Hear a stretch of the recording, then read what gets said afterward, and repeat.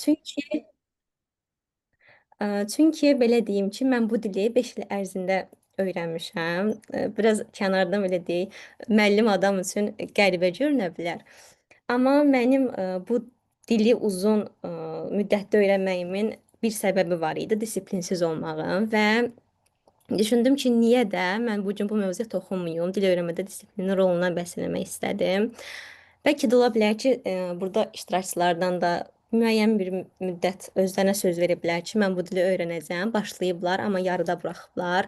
Bəzilərimiz bunu motivasiya ilə əlaqələndiririk, amma əslində motivasiya ilə əlaqəli deyil, disiplinlə əlaqədar bir belə deyək, məsələdir bu. Aha. Deməli, əziz dostlar,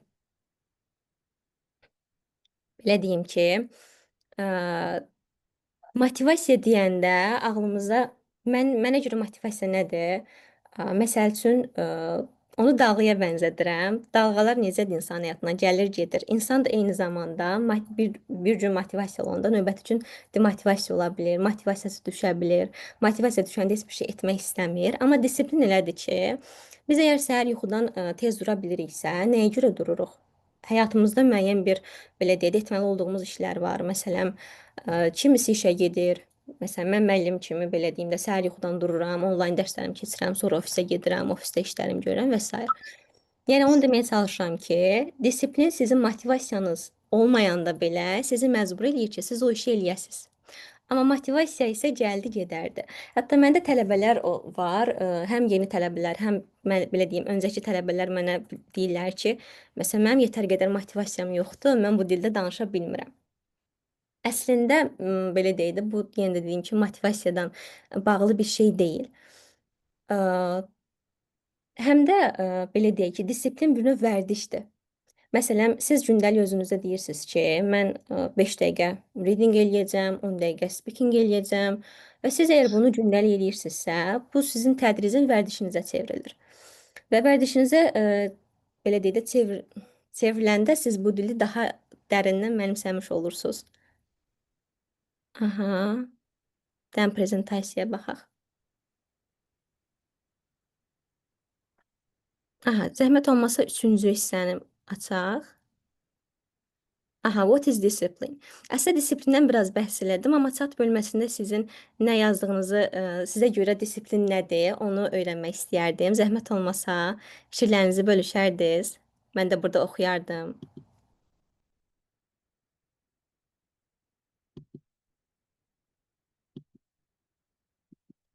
Aha, burada sadəcə chat niyə məndə açılmır?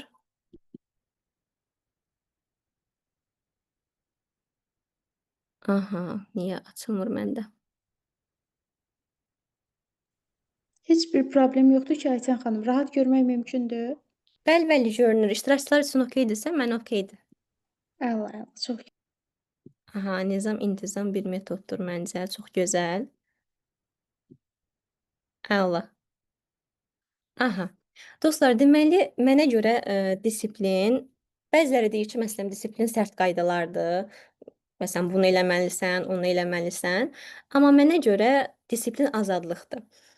Məsəl üçün, siz özünüzə bir söz verirsiniz ki, mən bir ayda bu dili öyrənəcəm və siz hər dəfə o dili öyrəndikcə ən sevdiyimlərdən və sevərək öyrəndiyim bir fəndir hisslədir. Aha, indi inşallah Nuray xanım, sizin də dediyiniz məsələyə mən toxunacağam. Hə, mənə görə deməli disiplin azadlıqdır. Niyə? İnsan özünə bir söz verir və o sözü tutduqda özünə olan iradəsi güclənir, özünə olan belə deyək də, inamı artmış olur və insan daha azad hiss eləyir özünü. Yəni mənə görə disiplin budur. Bəli, disiplin olmaq çox yaxşıdır. Aha. Bir şey məsələ şəkildə görmək əla. Və növbəti bir məsələmiz isə deməli, keçək üçüncü hissəyə. Nəyə görə? Aha. Why is discipline important in language learning? Burada çox qəşəng bir nüans var. Gəlin burada ingiliscə yazılmış bir hissəyə baxaq. Language, habit, not a talent. Həqiqətən də belədir. Məsələn, biz ətrafımızda mən özümdən nümunə gətirim. Üzrlü sayın bu arada mən bunu başlanğıcda deyəcəydim. Bu mənim ilk vebinarımdır. Ona görə biraz həyəcanlıyam. Əslində ilk çıxışım deyil. Bəlkə də Veritas forumundan məni tanıyanlar var, burada iştirak edənlər. 300 nəfər auditoriya qarşısında çıxış eləmişəm, amma ilk vebinar olduğuna görə, onlayn olduğuna görə biraz həyəcanlıyam. Buna görə də üzrlü sayasız bir qüsurum olarsa. Hə, davam eləyək. Belə deyək də, mən bir müəllim kimi təxmini 2 il öncəyə qədər ətrafımdakı müəllim yoldaşlarıma baxırdım və deyirdim ki, bu insanlar necə gözəl ingiliscə danışırlar. Çox istedadlıdırlar. Həm sırf müəllim olması, məsələn, insanlar görürdüm ki, elə gözəl ingiliscə danışırlar. Deyirdim, vay da, istedad deyə. Mən də dedim, yox, o istedad yoxdur, belə, elə mən bacarmıram, bacarıqsızam. Amma sonra işin indi öz öyrənmə prosesindən də inşallah irəliləyən dəqiqələrdə danışacağam ki, necə oldu bu dili öyrəndim. Öz fikirlərimi, tövsiyələrimi də sizə bildirəcəm inşallah. Sonradan anladım ki, əslində heç kimə vergi verilmir. Dilləri vergili insanlar. Yəni mənə görə dil vergi deyil. Dil disiplinli şəkildə onu öyrənməkdir. Əgər siz həqiqətən də disiplinlisinizsə, davamlı olaraq qarşınıza məqsəd qoyub onu eləyirsinizsə, demək ki, həqiqətən də siz bu dildə danışmağı bacararsınız. Necə ki, 2 il öncəyə kimi mən bunu bilmirdim, amma artıq 2 ildir ki, mən özümü istədiyim şəkildə ifadə edə bilirəm. Bunu da disiplinli olmağa borcluyam, gündəlik məsələn praktik etməyə. Məsələn, shadowing metodu, bəlkə də bir çoxlarınız eşitmisiniz, çox effektiv metoddur. Belə deyək ki, burada yamsılama deyirlər, kölgələmə metodu. Bir videonu açıb spikerin dediyini olduğu kimi təkrarlayırsınız. Məsələn, 2 il öncəyə qədər mənim beynimdə ancaq ingilis dilində düşünə bilmirdim, belə deyək. Ancaq Azərbaycanca düşünüb sonra onu çevirirdim. Bu da danışığında çox belə deyək də vaxt alırdı. Çox ümumiyyətlə mənfidir Azərbaycanda düşünüb sonra onu ingiliscəyə çevirmək. Amma siz heç nə bilmirmişəm. Aha, əla, shadowing metodu. Belə deyək ki, YouTube-da da yazıb araşdıra bilərsiniz, Aylin xanım. Orada yazsaz ki, shadowing metod həm beginner levellər üçün var, həm müxtəlif səviyyələr üzrə, yəni hər level üzrə çətinliyi artır. Orada spikerlər ətraflı izah eləyirlər. Bu arada mən burada qoşulanlar üçün belə bir şey eləyə bilərəm. Mənə Səvinə xanım demişdi ki, siz qoşulanlara necə dəstək ola bilərsiniz? Bunu sonda da açıqlayım. Amma elə shadowing metodundan bəhs etmişkən, inşallah mənim qrupda nömrəm var. Mənə yazarsınız ki, mən bu təqdimatdan gəlmişəm, bu təlimdən gəlmişəm daha doğrusu. Shadowing qrupunu sizə tamamilə ödənişsiz hədiyyə eləyə bilərəm.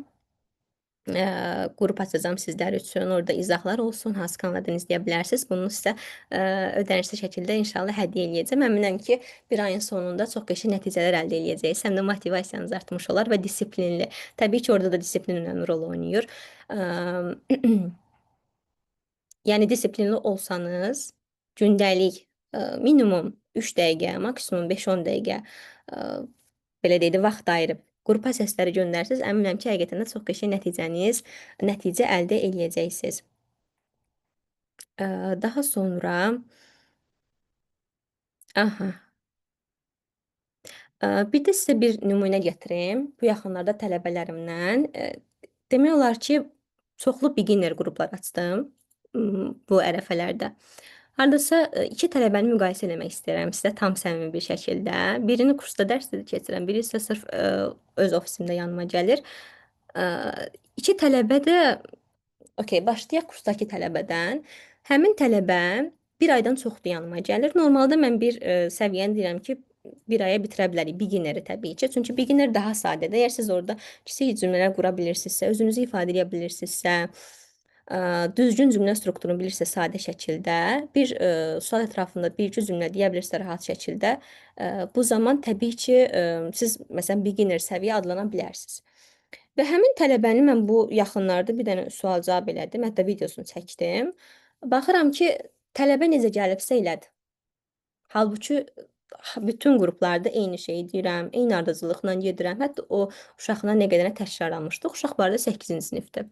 Və mən hər dəfə sual verirəm ki, niyə belə? Mənə qayıdıb deyir ki, vaxtım yoxdur. Motivasiyam yoxdur.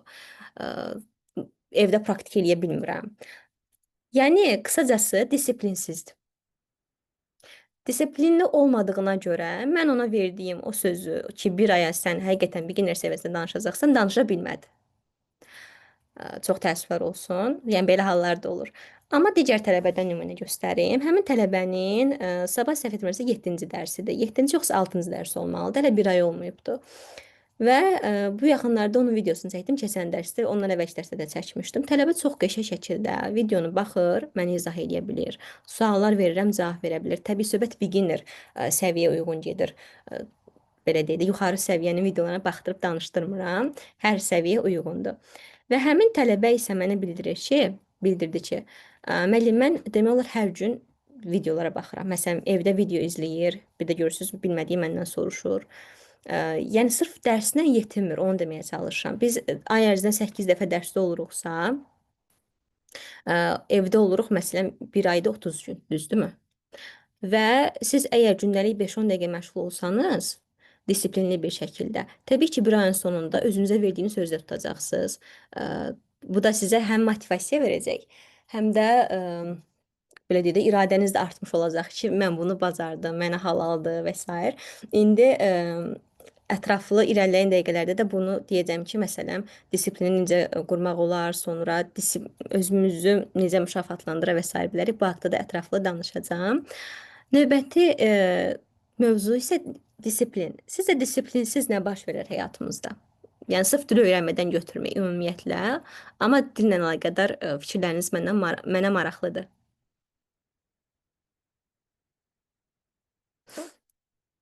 Salam müəllim, mən sıfırdan başlamaq istəyirəm, bazı yoxdur. Aha, Fərman bəy, bu haqda sizə bildirəcəm sonda.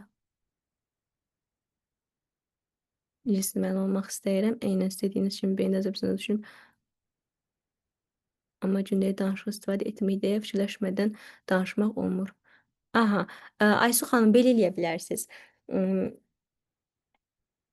Deməli, burada yazılar gedir, bir dəqiqə. Hə. Azərbaycanca düşünüb yəni bunu necə həll eləmək olar? Mən necə eləmişdim? Sırf ingilis dilində videolar izləyərək. Videolar izləyirsiniz, sonra özünüzə, bu arada videonu izləmə qaydasını da sizə burada kiçik bir şəkildə deyim. Levelinizə uyğun bir YouTube-dan video seçirsiniz. Məsələn, beginner videos for daha doğrusu videos for beginner levels bu şəkildə yazsanız, orada maraqlı videolar gəlir. Məsələn, 2 dəqiqə, 3 dəqiqə, 4 dəqiqə, 5 dəqiqə maksimum. Başlanğıcda 2-3 dəqiqəlik video okeydir, sünsün. Zəhmət olmasa səs bağlayın. Aha. Orada videonu necə izləyirsiniz? Birinci dəfə alt yazısız və dəftərinizdə qeydlər aparın ki, mən bu videoda neçə faiz anladım. Məsələn, 100 üzərindən neçə faiz? Məsələn, tələbə olur ki, ilk dəfə izləyəndə, ilk dəfə ingiliscə başlayanda 10%, 5% anlayır. Sonra alt yazını açırsınız. Alt yazını açdıqda sizə maraqlı gələn və yaxud da heç eşitmədiyiniz, bilmədiyiniz sözləri özünüzdə qeyd edirsiniz və araşdırma edirsiniz ki, məsələn, atıram, attractive nədir, cəlb edici.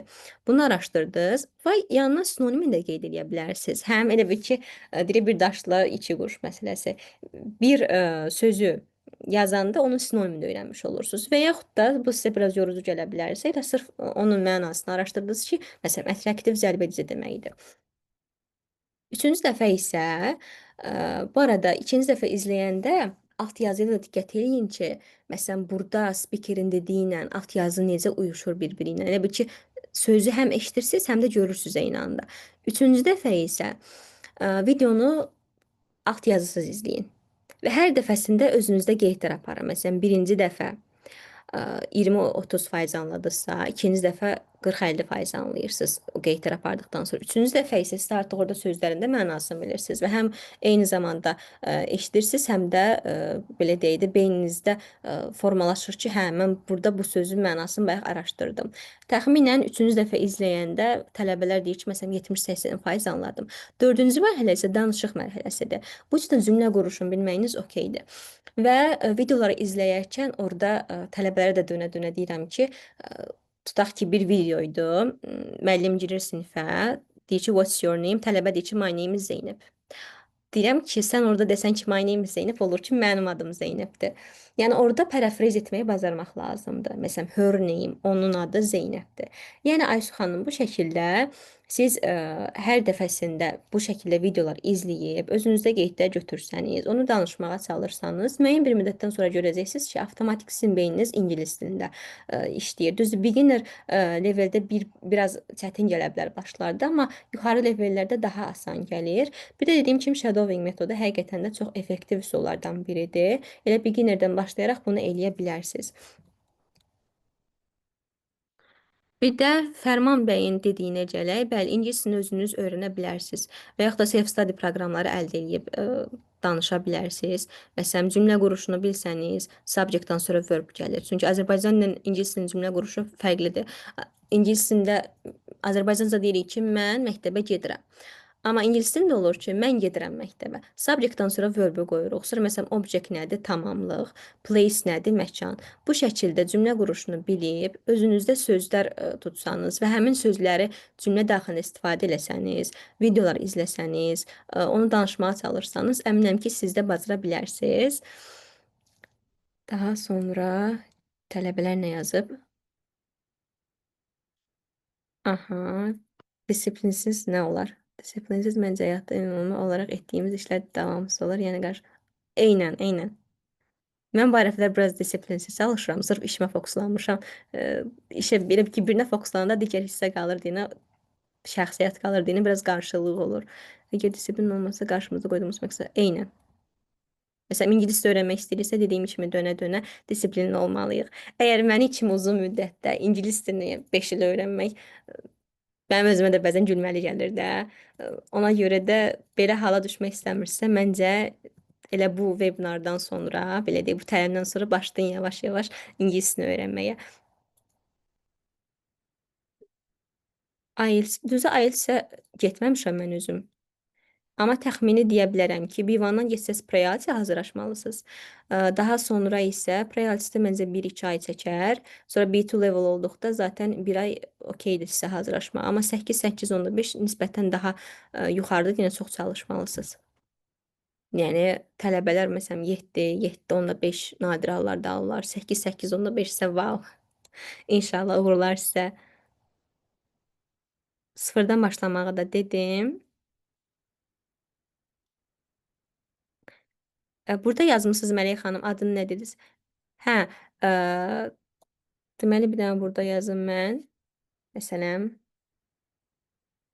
beginner level videos. Mən inşallah qrup açılsa, qrupda sizə də bildirərəm. Məsələn, videoların adını, ekstra filmi var. Bu amma sırf başlanğıclara uyğun deyil. Amma başlanğıcdan beginner level videosu yazsaz, elə gələcək YouTube-dan baxa bilərsiniz. Okey, məncə artıq davam edək. İnşallah, buyurun. Suallarınız olduqda mən yenə də cavablayacağam. Deməli, harada qalmışdıq? Disiplinsiz. Bəli, burada yazdınız. Bəli, shadowing qrupu ödənişsizdir. Orada əlavə mən sizə məlumatları da göndərərəm.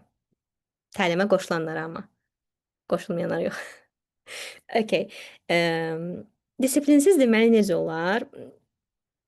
Dediyim kimi tələbə istəyir ki, çox məsəl üçün ingiliscə danışsın, nə bilim filmləri başa düşsün, dərsdə sərbəst olsun, amma istəmək yetmir. Məsələn, 3 il öncəyə qədər, 2 il öncəyə qədər mən də istəyirdim ki, mən bütün filmlərə baxam. Hətta dəfələrlə başlamışam. Məsələn, hamının bildiyi Friends serialı var, sonra Modern Family var. Hər dəfəsində başlayıram. Bir gün 1 saat məşğul olurdum. Sabahsı gün deyirdim, yox, dünən məşğul olmuşam, mən daha məşğul olmayacağam. Sonra o birisi gündə dedim ki, eybi yoxdur. Bir dəfə 1 saat baxmışam, elə bir 3 dənə bölmə birdən baxmışam. 3 günə yetərlidir. Artıq 4-cü gün heç eləmək istəmirdim. Sonra bir də o motivasiyanı toplayırdım, gedim kitab dəftər alırdım. Qoşulmadığım self-study proqramları qalmamışdı. Almadığım kitab olsun, lüğət olsun, heç biri qalmamışdı. Yəni hər birini əldə eləmişdim ki, yox, mən bu gündən başlayıram. Amma adamda olur, belə deyək də, mən da bir məqsədim var, ona çatmalıyam. Mənə bu ingilis dili öyrənməyi tetikləyən bilirsiniz nə oldu?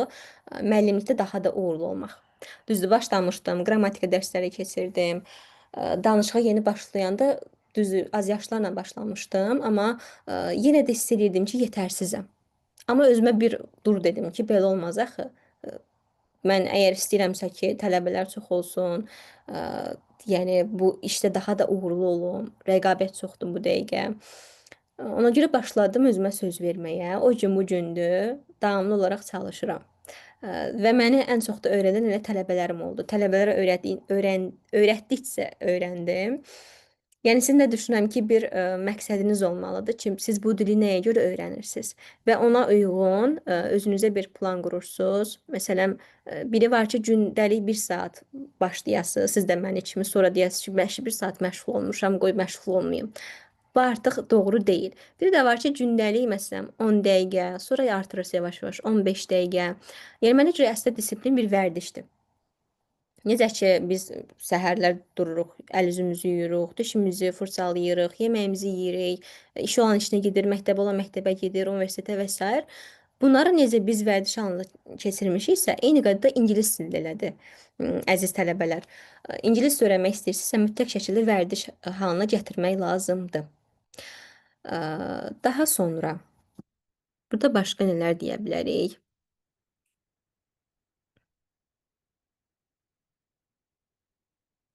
Aha. e, How to build discipline. Burada yazmışam ki, start small but stay consistent. Okay. Consistent bu arada davamlı. Yəni davamlı olmaq deməkdir. Biraz yuxarı zəhmət olmasa. Aha. Build macro habits. Reward yourself. Əsas sevdiyim hissəyə gəldik mənim.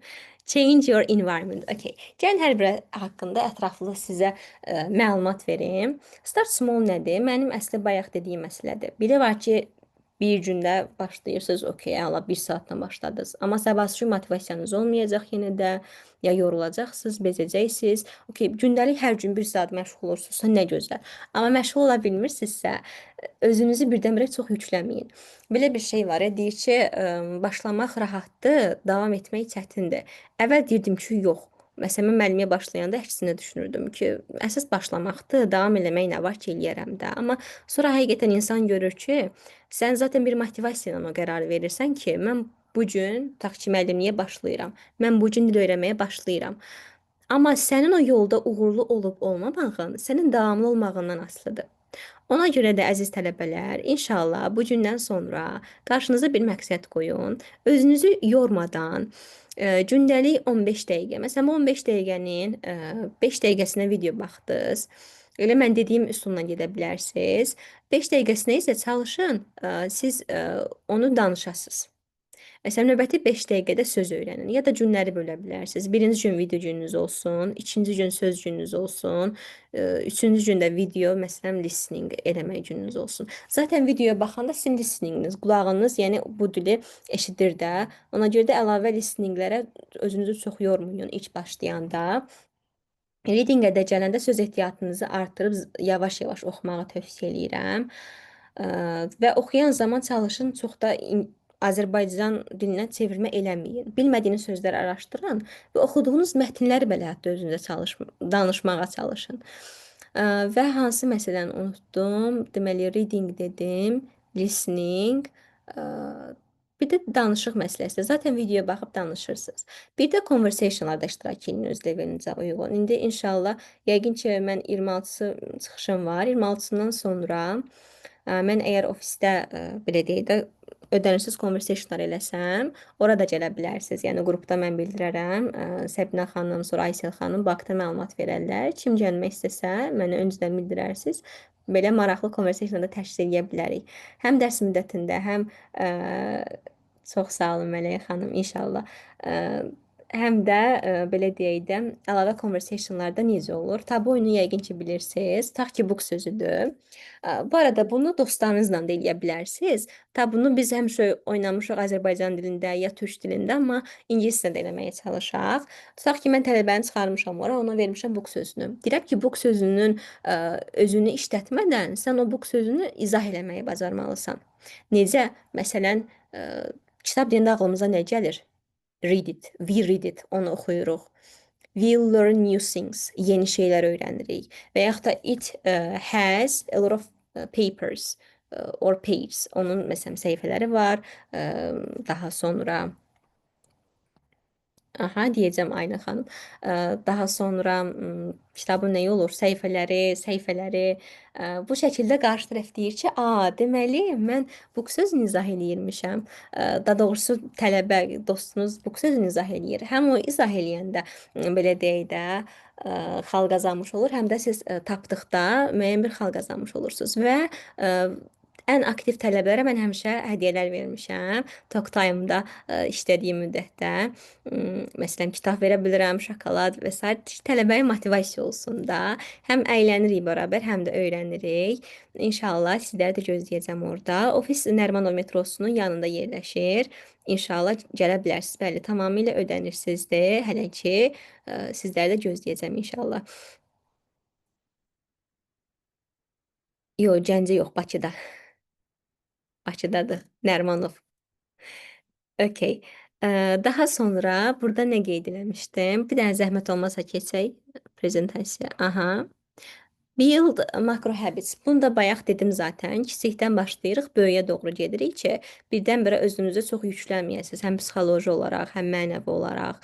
Ki, beyniniz yavaş-yavaş balacadan başlasın, sonra böyüyə doğru. Yəni biri var ki, məsələn, birdən-birə qalın bir kitabı verirlər ki, siz bunu oxumalısınız. Adam şoka düşər ki, "Ayda mən bu kitabı nətərlə oxuyum?" Amma sizə nazik belə kitab versələr və hər dəfə səhifə-səhifə desək ki, məsələn, bunu 10 səhifə oxu, gəl mənə danış, onda adama daha rahat gələr, düzdürmü? Eyni qaydada dil öyrənmə prosesi də belədir. Kiçikdən başlayıb böyüyə doğru keçsəniz daha uğurlu olacaqsınız. Reward yourself. Bu mənim ən çox sevdiyim nüansdır, həqiqətən. Bəlkə də Instagramda izləyənlər var məni. Mən belə deyək də, bir uğurlu iş gördükdə özümü mükafatlandırıram. Təbii ki, hərənin məsələn büdcəsi fərqli ola bilər, hərənin yanaşma tərzi, istəkləri fərqli ola bilər. Məsələn, mən necə eləyirəm? Əgər kiçik bir şey eləmişəmsə, özümü məsələn belə qucaqlayıram, ya belə öpürəm özümü. Yəni belə deyirəm ki, yəni sənə halaldır da, sən bunu bacardın. Əgər bunu bacarmısansa bu kiçik şeyi, sən sabahsı gün bundan böyüyün də eləyə bilərsən, daha böyüyün eləyə bilərsən. Amma məsəl üçün daha böyük iş görəndə, tutaq ki, mən Veritas forumunda çıxış etdikdən sonra düşündüm ki, o 300 nəfərli Yato qarşısında çıxış eləmişsən. Halbuki Instagram səhifəsində ondan əvvəl mənə demotivasiya mesajları gəlmişdi. Ora mən hətta bir gün öncə ağlamışdım. Deyirdim, yox, mən çıxmayacağam, mən bacarmayacağam. Çünki mənim ilk çıxışım idi və adamda olur, dəstək olmaq əvəzinə köstək olurlar adama. Elə bir situasiya yaranmışdı, amma dəstək onlar da var idi. Müəllimim mənə demişdi ki, sən Aytan bacaracaqsan. Və mən çıxdım. Həqiqətən də orada əlimdən gələnin ən yaxşısını elədim. Ə, Və həmin belə deyək də Veritas forumundan sonra isə mən özümü daha böyük mükafatlandırdım. Yəni bunu sırf nümunə üçün deyirəm ki, məsəl üçün sizdə də bu gün 5 söz öyrəndiniz, o sözə aid cümlə qurdunuzsa nə gözəl. Məsələn, özünüzə bir nə bilim, kiçik bir şokolad alın, kiçik bir kofe ala bilərsiniz, kofe deytinə gedə bilərsiniz tək başına. Yəni sevdiyiniz şeyləri eləyin ki, sizdə həm də motivasiyanızı yüksəltsin. Biri var ki, adam o qədər çalışsın. Sən əgər o çalışmanın qarşılığını verə bilmirsənsə, nəticənin qarşılığını verə bilmirsənsə, elə özünü demotivasiya etmiş olursan. Amma sən o belə deyək də, necə başa salım sizə? Hə, o etdiyinin qarşılığını özünə verəndə bu zaman daha da özünlə fəxr etmiş olursan, daha motivasiyalı halda, motivasiyanı itirmədən yoluna davam etmiş olursan. Bir də change your environment. Bunu məsələn nümunə üçün qeyd etmişəm. Belə deyək də, tutaq ki, siz dil öyrənirsiniz və dilləri beyniniz sırf ingilisinə fokuslansın. Məsələn, ingilisinə fokuslanmaq üçün nələr eləyə bilərik? Sırf vərdişlərimizi dəyişdirə bilərik. Məsəl üçün, Azərbaycan türk mahnılarına qulaq asırıqsa, ya rus mahnılarına bunu keçirək ingilis dilinə. Və yaxud da başqa nə deyə bilərik? Kitablar oxuyuruq, bunu çevirib ingiliscə oxuya bilərsiniz. Ya nə bilim videodur, filmdir, onları çevirib sırf ingilisinə eləsəniz, məncə daha yaxşı olar. Nəinki belə deyək də sırf oturub belə türk dilinə baxmaq. Mən ingiliscə öyrənirəm, amma türkcə filmə baxıram. Bu arada filmlərlə bağlı bir məsələni də deyim. Bəzi tələbələr elə mənim özüm də etdiyim ən böyük səhvlərdən biri başlayan zaman hamı deyirdi ki, film izləmək vacibdir, film izləyib dilini inkişaf etdirəcəksən. Dedim, hə, nə gözəl, film izləyəcəm də. Amma əgər leveliniz B1-dan aşağıdırsa, tövsiyə eləmirəm. Çünki məndə də olub ki, izləmişəm, sonra adam demotivasiya olur. Yəni mən bilmədiyim şey nə qədər çoxdur. Ay Allah. Mən vəbşə bacarmıram. Mən baxmıram filmə. Elə film burada motivasiyadan düşürsüz, sonra başqa şeylərdə davam eləmək istəmir. Ona görə də elə siz belə deyək də levelinizə uyğun kiçik-kiçik videolardan başlasanız, sonra artıq inşallah bir ünvana çatdıqda baxa bilərsiniz istədiyiniz filmlərə. Təbii animasiyalara baxa bilərsiniz. Animasiyalar indi baxırda bəziləri rahatdır, bəziləri çətindir, amma ümumiyyətlə ilk iki səviyyədə filmlər çox da tövsiyə eləmirəm. Daha sonra burada başqa nə deyə bilərəm? Aha. Disiplini necə yaradaq? Ə, Bu nüansda burada mən ümumi məsələn 4 hissəni dedim. Kiçikdən başlanı dedim. Müəyyən bir sistem yaradaq. Sistem yaratmaq məsələsində sizə vurğuladım. Məsələn, birinci gün olsun sizin video gününüz, ikinci gün olsun reading gününüz, məsəl üçün, üçüncü gün söz gününüz. Amma gündəlik bir məsələdə vurğulayım sizə. Gündəlik belə deyək də, videoya baxmaq sizin daha çox yararınıza olacaq. Nəinki məsələn həftədə 2 dəfə baxmaq. Sizə nümunə gətirim.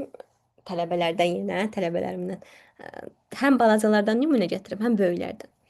Mən normalda ən çox balacalarla işləmişəm. Amma ara sıra böyüklərlə işləmişəm. İndi isə hər ikisindən işləyirəm belə deyə bu ildən. Keçən ildən tələbələr gəlmişdi yanıma, bir ildə artıq. Onların bəziləri çox qəşəng şəkildə danışır. Bəziləri var ki, hələ də biraz demək olar, düzdür, inkişaf ediblər, adamın Allahı var. Amma o digərlərinə nisbətdə yox. Niyə? Səbəbini açıqlayım. Bəzi tələbələr var ki, deyir ki, valideyni sırf dərs üçün izləyir də, nə atırsınız, nə video göndərirsiniz, odur. Dərs üçündə biz həftədə 2 dəfə görüşürük, bayaqçı dediyim məsələ.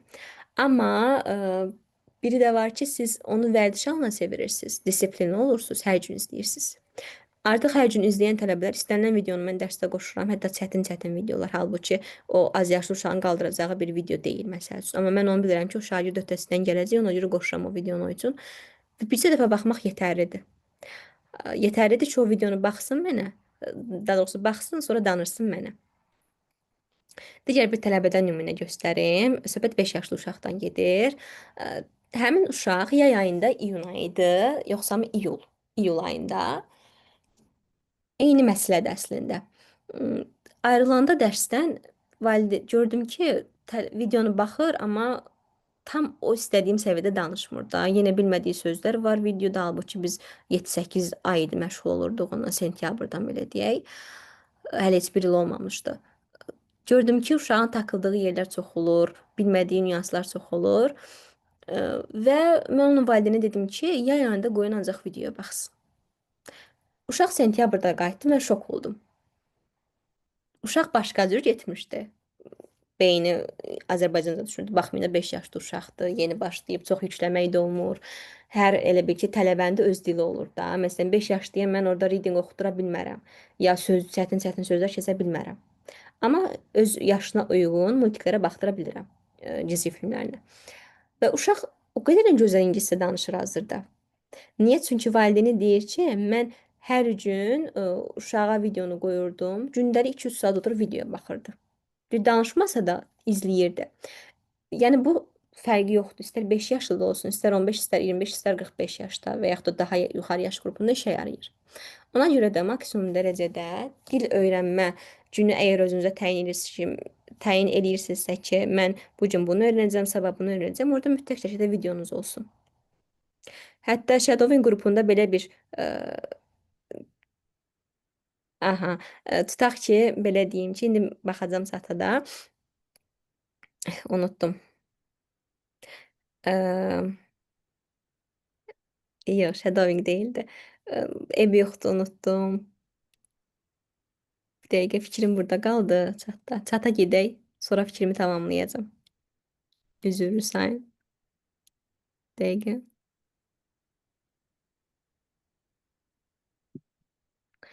Sıfırdan başlayan nələri öyrənmək lazımdır? İlk öncə zəhmətimizi adlandırırsınız. Bəli, deyəcəm. Metod oxuyan səviyyədə oluruq. Tutaq kimi tanıqsınız. Aha, bir də Tamila xanımın dediyinə cavab verim. Gələk bu nüansa. Məndə tələbə var idi. Tələbələr 9-cu sinifdə. Məsələn, 75 plus yığan var idi, 85, bir də 95. Əslində 85 ilə 90 yox. Hə 85 idi. 85-95 yığan eyni qrupdaydı və hər ikisinin səviyyəsi B2 idi. Uşaqda 95 yığanda məsələn danışıq daha gözəl idi. Ə, Amma 85 yığanda isə məsələn writing daha gözəl idi. Bu arada yazmağı da yaddan çıxarmırsınız. Məsələn, beginner səviyyəsindəsinizsə, özünüzə belə deyək də, müəyyən bir müddətdən sonra oturun eslər yazın. Çünki insan danışanda səhvinin fərqinə varmır. Məsələn, I am go deyə bilərik tutaq ki, danışanda. Təbii ki, yanlışdır. Məsələn, I am happy deyəndə mən xoşbəxtəm demiş oluruqsa, I am go deyəndə mən getməyəm demiş oluruq. Amma tələbələr ilk başlayanda I am go deyirlər, I going deyirlər, halbuki yanlışdır. Amma siz müəllim öyrətsək ki, siz burada məsələn bunu səhv deyirsiniz, yazanda səhvinizi daha aydın görürsüz. Hətta ən gözəl danışan tələbə belə elə o məsələn B2 səviyyəsində idi. Amma bir də görürsüz tələsik yazır. He, she, itlə feilin sonunda s qoymur. Ona görə deyirəm ki, dəfələrlə yazanda səhvinizi daha aydın görürsüz.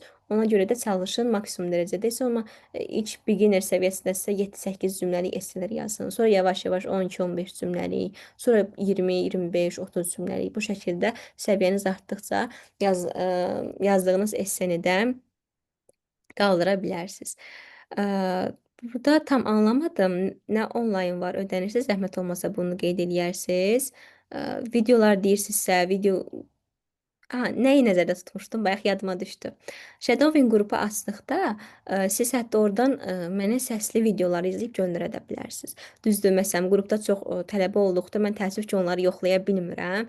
Məsələn, tutaq ki, 50 tələbə varsa, mən 50 tələbə hərəsi 5 dəqiqə səs göndərsə, düz ona çox vaxtım da yoxdur. Amma ən azından motivasiya olar, bir-birinizə dəstək olarsınız ki, qrupda hamı səs göndərir. Biri var ki, dili tək əldən səs çıxmaz. Biri var ki, sırf özünüz məşğul olasınız. Bir də var ki, qrupda görürsünüz ki, məsəl üçün 50 səs göndərir, Aydan səs göndərir və siz motivasiya olursunuz ki, cəmaət oxuyur da, mən də göndərim də, nə olacaq ki? Və bir aydan sonra həqiqətən də inşallah fərqi özünüz görəcəksiniz ki, bir ayın sonunda siz beyniniz sırf fokuslanır ingilis dilinə. Təbii, əgər sırf belə deyək də bu proses uzana da bilər. Məsələn, məndə elə idi ki, B1-dan başlamışdım təxmini. Ona görə daha sürətli oldu ki, sırf belə bir ay getdi ki, mən sırf ingiliscə düşünüm. Amma aşağı levellərdə və s. biraz uzana bilər, amma yenə də biri var heç eləməyəsiz, biri də var ki, bir ay boyunca daimi aktiv olasınız. Shadowing qrupunda olsun, video izləyib danışmaqda. Təbii ki, bu zaman daha da effektiv nəticə əldə edəcəksiniz. Başladığınız, yəni yerdə olmayacaqsınız. Bunu söz verirəm sizə. Bunu öz təcrübəmə əsasən deyirəm. Təcrübələrimdə sonda zaten bəzilərini dedim, yenə də yadıma düşdükcə hansılara deməmişəmsə vurğulayacağam sizlər üçün. Aha, mükafat sistemini dedim. Keçək 6-cı hissəmizə. Discipline in practice progress. Əslində mən dediyim məsələdir bu. Repetition, memory, progress, compound effect, small actions, big results. Demək olar bu mövzu elə bir mövzudur ki, başlayandan sonra təxmini belə deyək də əsas hissələr təkrarlanır. Məsələn, repetition memory nədir? İnsan yaddaşı elədir ki, bu haqda əslində oxumuşdum. Sadəcə ola bilər ki, səhv xatırlayım. Səhv xatırlasam üzrünü sayın. Məsələn, bir şey oxuyursunuz, müəyyən müddətdən sonra 80%-ni xatırlayırsınız. Sonra yavaş-yavaş təkrarlamadıqda düşür 20%-ə. Tutaq ki, məndə tələbə məsələn o gün deyir ki, mən evdə elə qəşəng oxudum ki, gəldi amma mənə zəif cavab verdi. Niyə? Çünki təkrar etmədikcə yaddaşımızdan silinir.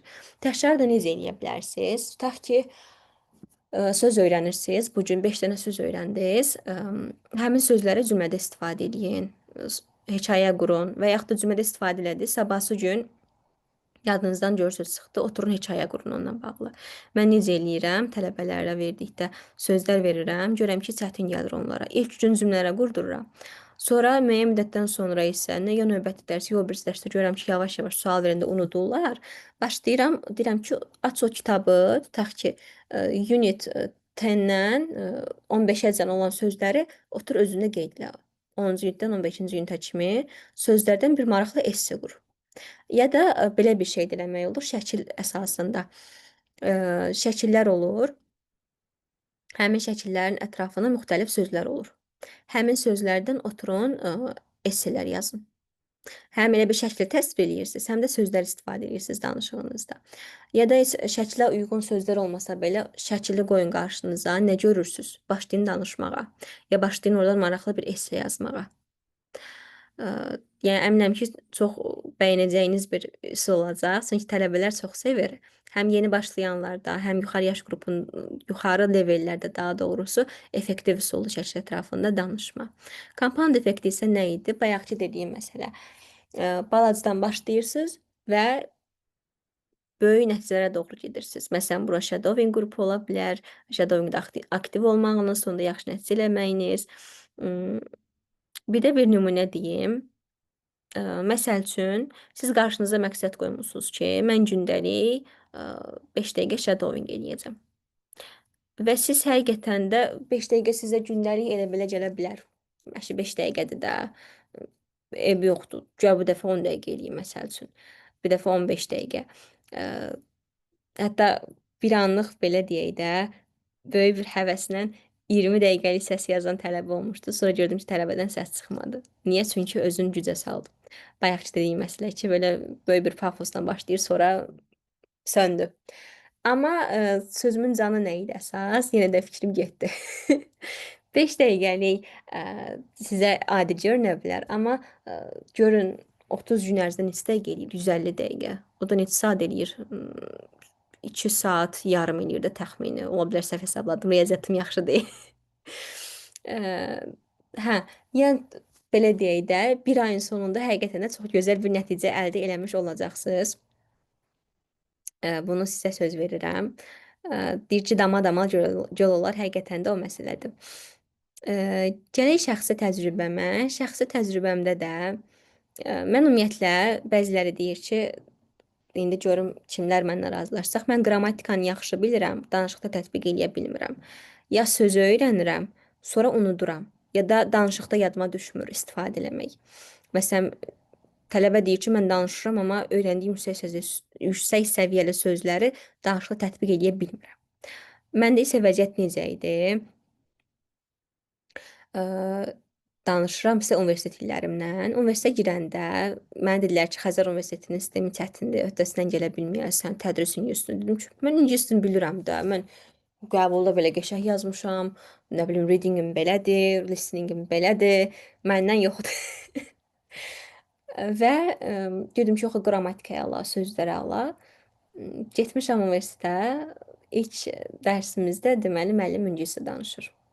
Bizdə axı heç zaman məktəbdə elə olub ki, 4-5 il öncəyə qədər, bəlkə də indi də elədir məktəblərdə sistem, xüsusilə də dövlət məktəblərində.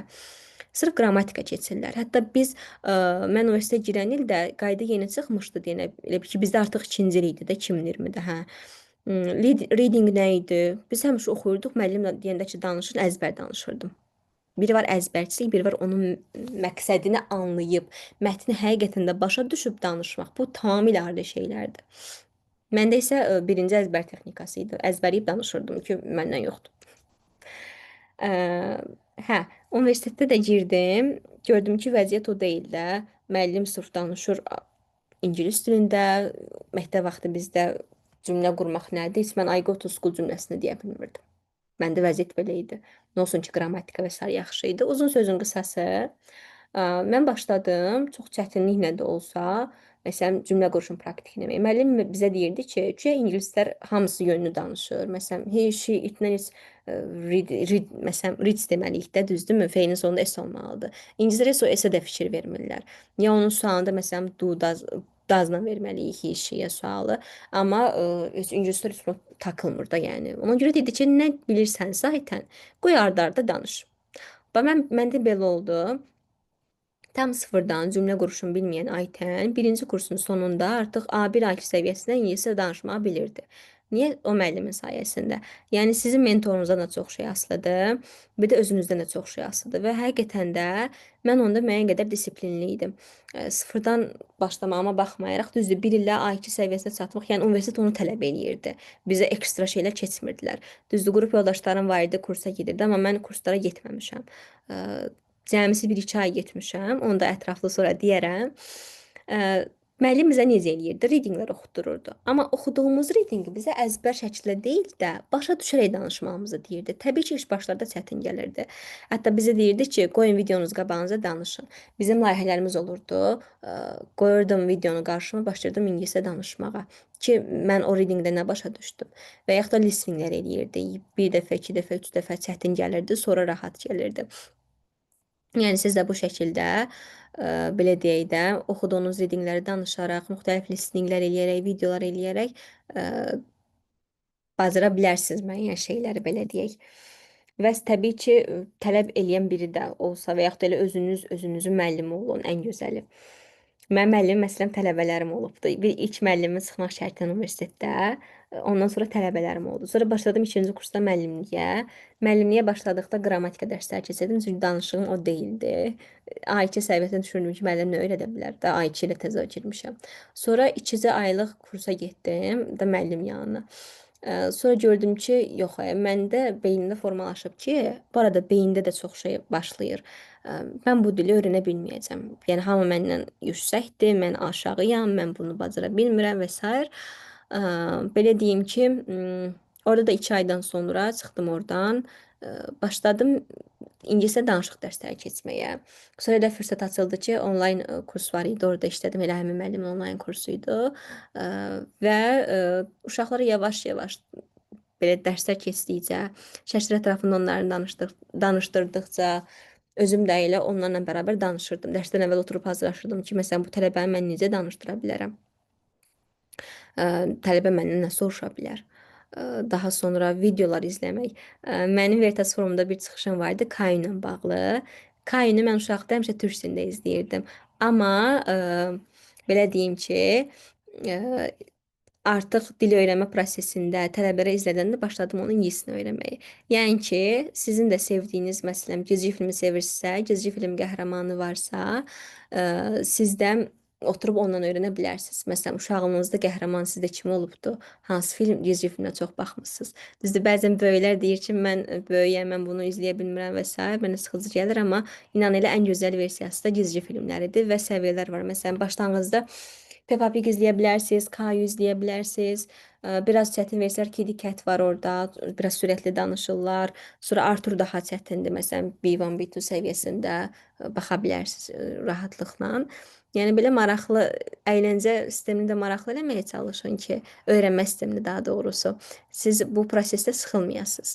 Yəni nə olsun ki, böyüsüz. Şərt deyil ki, oturub böyük-böyük filmlərə baxasınız, videolara baxasınız. Yəni könül rahatlığı ilə belə deyək də, əgər o içinizdə uşaqlıq varsa, bir deyək gülə öyrənmək istəyirsinizsə, gizli filmlərinə də baxa bilərsiniz. Hə, uzun sözün qısası, gərək mənim disiplinli öyrənmə prosesimə bayaq əslində vurğuladım. Belə deyim ki, mən dedim ki, mən artıq belə davam edə bilmərəm, çünki yenə də okey, mənim belə deyək də müəllimlərim, tələbələrim oldular. Onlarla çox şey öyrəndim. Onlara öyrədə-öyrədə öyrəndim, amma 2 il öncə dedim ki, belə olmaz. Məsələn, oldum tutaq ki, B1, B1-a təzə satmışdım. Axı B1 yenə də olmaz.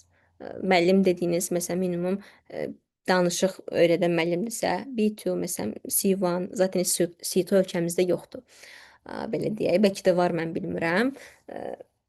Amma biraz belə deyək də, C1, C2 məsələsi budur ki, əgər siz xaricə gedib orada yaşamısınızsa, ən azından 6 ay qalmısınızsa, bu zaman deyirlər ki, siz C1 ola bilərsiniz rəsmi formada. Belə. Yəni deməyə çalışıram ki, özümə söz verdim. Hər gün məşğul oldum, shadowing sınadım. Dönə-dönəsə də tapşırıram, əməl eləyəsiniz. İnşallah təlimdən sonra da qrup açarıq. Baxarsınız, daha doğrusu məşğul olarsınız siz də. Və videolar. Video izləmək həqiqətən də çox önəmli nüanslardan biridir. Belə, hələ ki ağlıma bu qədər gəldi. Keçək zat hissəsinə. Bayaqdan burada yazırsınız çox qəşəng-qəşəng. Baxaq bunlara. Bazardan qədənə cavablayacağam. Aha, eynən Aysu xanım. Şəkil təsvir həqiqətən də çox yaxşıdır. Çünki siz biri var ki, məsələn, ağlınıza heç bir şey gəlməsin. Mən ayıla mən nə danışım, nə danışım. Bir də var ki, siz o şəklə baxırsınız, tutaq ki, bir uşaq restoranda oturub yemək yeyir. Deyirsinizsə, this is a restaurant. There are a lot of people, especially I see a child. This child is sitting and is eating, mesela fast food, is eating French fries.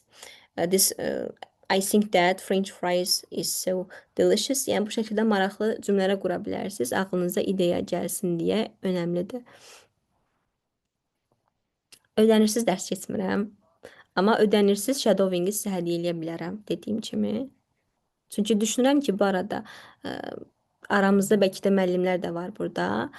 İnsan həyatda hər şey qarşılıqlıdır və hər şey enerjidir.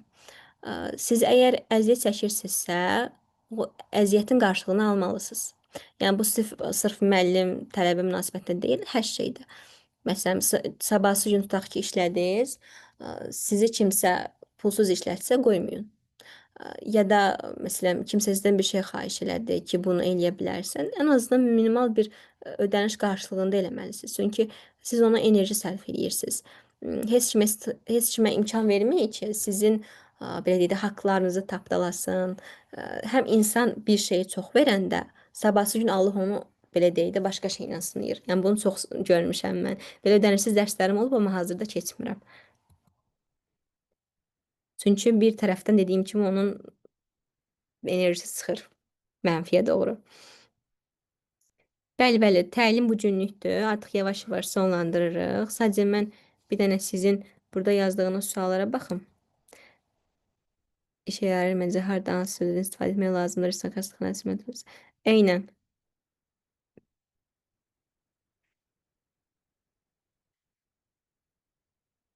Dediyim kimi ödənişsiz dərs keçmirəm.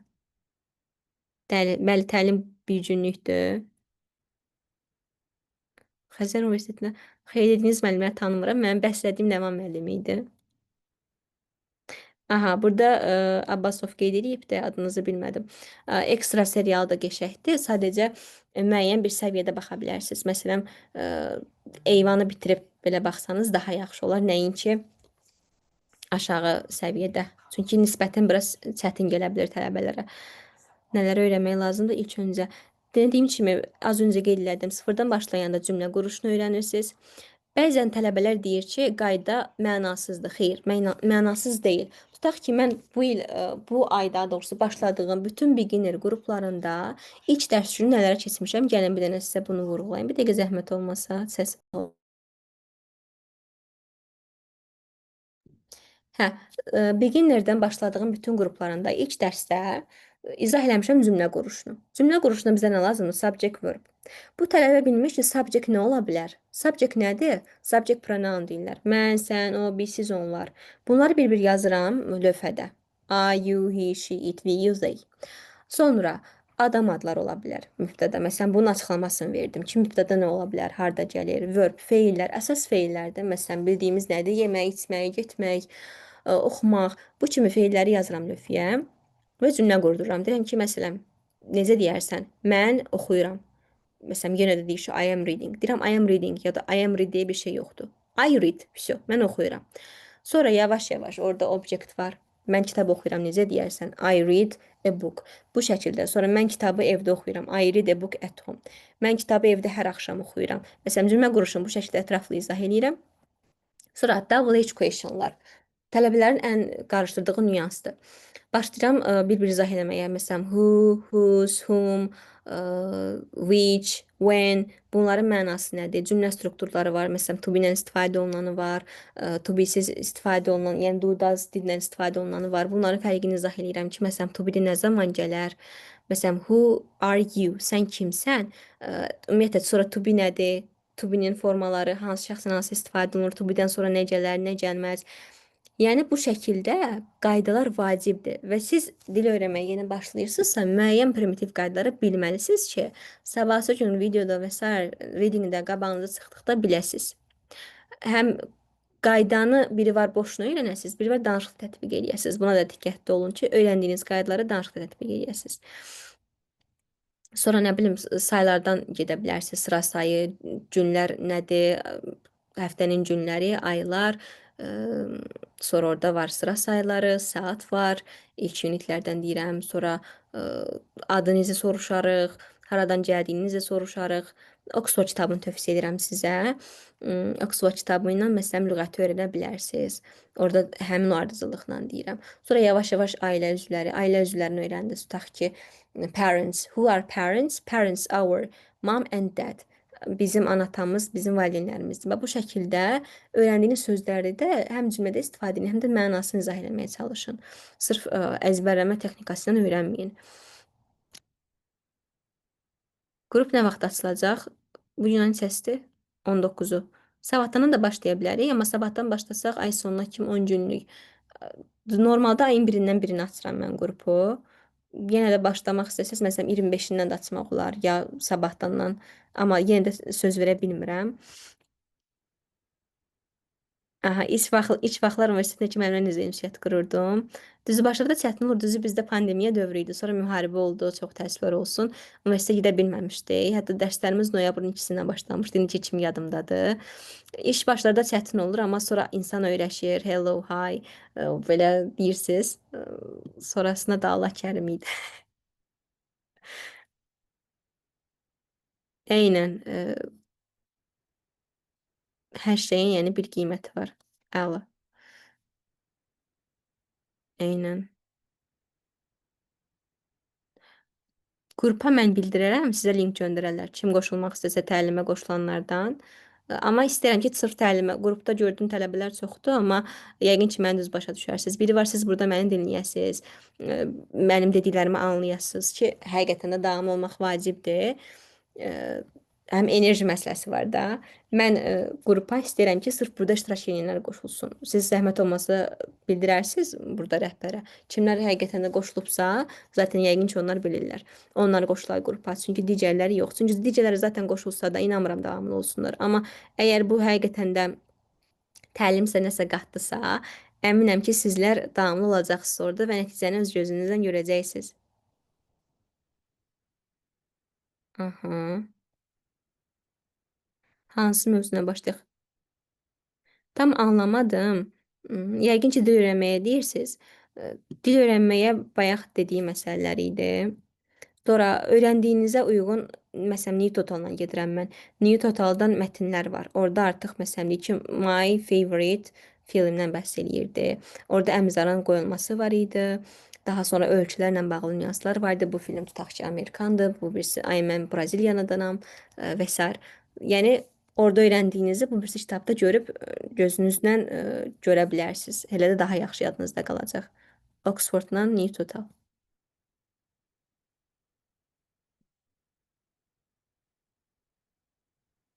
Çox sağ olun siz də, Sevinç xanım.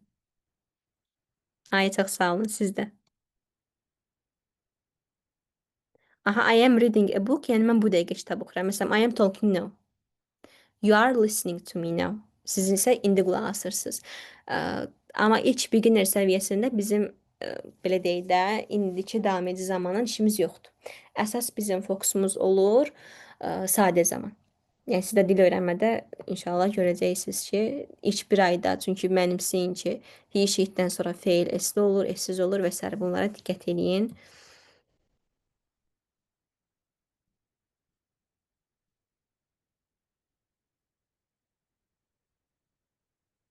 Ödəniş dərslərin ödənişi. Bildirərəm, mənə yazar zəhmət olmasa. Ay, çox sağ olun. Breaking Bad. Düzü, bu serialı eşitməmişəm, yalan deyərəm. Amma ekstra məşhurdur. Friends zaten məşhurdur. Modern Family var. Amma hamı belə deyək də bəyənməz məncə. Bəzi nüanslar var idi orada. Sonra nə yazmısınız? Müəllim olmaq yorucudur. Amma əgər sevdiyin belə işdirsə, niyə də yox? Məsələn, mən əvvəllər hüquqşünas olmaq istəmişdim. Bilirəm ki, nə yaxşı ki, mən müəllim olmuşam. Çünki çox gözəl tələbələr tanımışam. İnsan əməyinin qarşılığını görəndə də istər maddi olsun, istər mənəvi olsun, istər tələbələrin danışığı və s. həqiqətən də özü ilə qürur duyur ki, yaxşı ki, çox sağ olun Nihad bəy. Yaxşı ki, müəllim olmuşam. Yəni insan özündən asılıdır. Bir zamanlar üzülürdüm ki quşnas olmamışam, amma ə, hər işdə bir xeyir var, necə deyərlər. Belə. Başqa suallarınız varsa qeyd eləyin. Mən də buradan bir dənə şəkil çəkim, xatirə qalsın.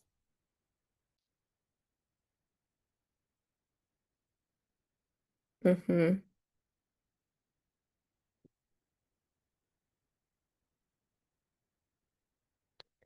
Sonra burada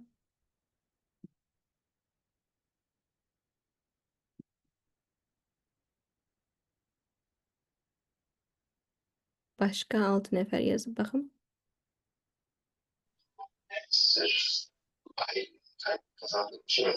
Artıq yavaş-yavaş sona çatırıq. Şimdi öyle bir gözüne girdi mi hoşuna gitti. Yarın olacak aslında Nərgiz xanım, zəhmət olmasa səsi bağlayaq.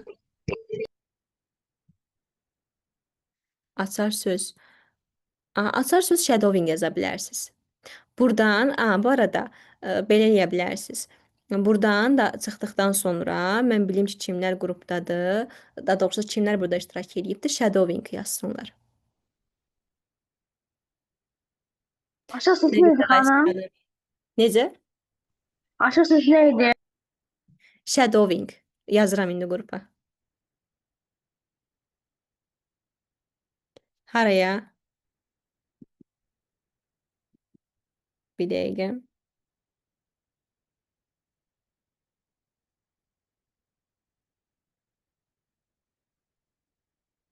Açar sözümüz budur. Haraya yazasınız? Necə eləyək? Aysel xanım rəhbəri idi məncə, sonra Günəş xanım. Necə eləyək? Bəli. Tələbələr necə yazsınlar mənə? Məsələn, shadowing sözünü ki, mən onları qrupa əlavə edeyim. Siz istəyirsiniz WhatsApp nömrənizi bizə verib paylaşın və yaxud da burada deyin mən yazım. Onlar sizə şəxsi də yazıb qrupa əlavə eləyə bilərlər. Aha. Əlavə Mən ola orada sizə iş bilərlər. nömrəmi verim. Bayaqçı nömrəm şəxsi nömrədir.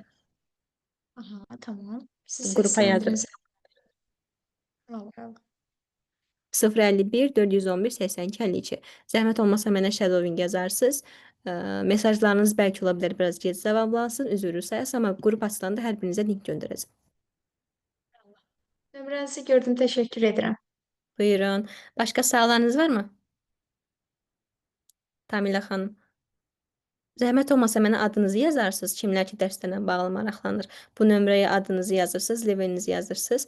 Mən də sizə ətraflı məlumat göndərərəm. Bəli, shadowing ödənişsizdir, dərslər ödənişlidir. Məncə bugünlük bu qədər yetərlidir. Çox sağ olun. Dinlədiyinizə görə ilk webinarım Sizin hanım həyecanlıydı. sizin Bəli. neçə qısa xalam var? Necə? Sizin neçə qısa xalam var? Salamımızı sizə necə ünvanlaya bilərik? Ünvanlaya Nömrə bilərik. Salamımız bəli. Nömrəmiz bəli. Aha, nömrə qrupda qeyd olunubdur. Zəhmət olmasa sata baxın oradan bildirərsiniz. Çox sağ olun sizdə. Nə gözəl bəyəndinizsə. Möhtəşəm təlim üçün təşəkkür edirik həqiqətən. Çox gözəldir. Ümid edirik ki, Sağ dinləyicilərimizlə olun.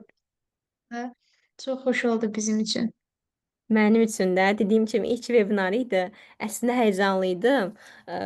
Dedim ki, ay Allah görsən necə olacaq. Bu arada insanlar həqiqətən də qorxularının üstünə getməyi bacarmalıdırlar. Məsələn, biraz qorxurdum ki, da bacara bilməyəcəm. Amma sonra görürsən ki, o deyil. Hətta əlavə şeylər də təlimdə tutduğum şeylərdən də əlavə şeylər qeyd elədim. Burada isimdən gəldi. İstədim öz təcrübəmdə sizinlə daha geniş bölüşüm. Faydalı oldusa nə xoş mənə. Bir şey Dinlədiyiniz soruşmaq üçün də olar. çox sağ olun. Necə? Bir şey soruşmaq olar. Bəli, buyurun. Shadowing qrupunda dərsə qoşulmasaq, sadəcə yəni atılan PDF-lərdən falan faydalansaq, ödənişlidir, ödənişsiz.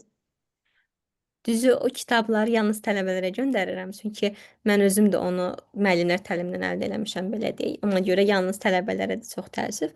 Amma belə kitabın adi versiyasını sizə göndərə bilərəm. Çünki o kitabda qeydlər falan var. Amma adi versiyada adını sizə deyərəm, yükləyə bilərsiniz. Bəli oldu. Amma yəni məsələn də Shadowing qrupunda dərsə qoşulmasaq, sadəcə yəni qrupda qalsaq, ödənişsizdə. Shadowing qrupunda mən sizə necə etməli olduğunuzu bir daha deyirəm. Videoların adını deyirəm və siz gündəlik səslərinizi göndərirsiniz. Bir də orada da şəxsi suallar olmur, sadəcə shadowing edib göndərirsiniz. Belə. Qrupa sizin nömrənizi atacaqlar xanım. Bugünkü Aha, mən təlimin deyirəm, qrupuna. zəhmət olmasa yazın 051 411 82 52. Həmin nömrənin WhatsApp-ı var. Bəs dərsə WhatsApp. qoşulsaq, onda ödəniş ödəməliyik də Shadowing qrupunda. Yo, yo. Baxın, ümumiyyətlə mənim tələbələrimə Shadowing qrupu ödənirsizdir. Bir də bu təlimdən gələnlərə mənim hədiyyəm Shadowing qrupudur. Bir də inşallah canlıda kim ki Bakıda qalır, kimlər ki bazar günü məsələn boş olur, oradan da gəlib iştirak edə bilərsiniz. Söhbət conversation-dan gedir. Conversation-larda ödənirsizdir. Xeyr, mən Bakıda qalmıram, Gəncədə qalıram. Aha. Ona görə gələ bilmərəm. Aha, inşallah Bakıya gələsiz, gələ bilərsiniz. İnşallah. Başqa suallarınız? Oldu, çox sağ olun. Siz sağ olun. Oldu əziz tələbələr. İnşallah növbəti təlimlərdə görüşənədək. Hələlik gecəniz xeyrə qalsın. Gününüz xeyir, sağ olun. Sağ olun. Sağ olun. Sağ olun. Sağ olun.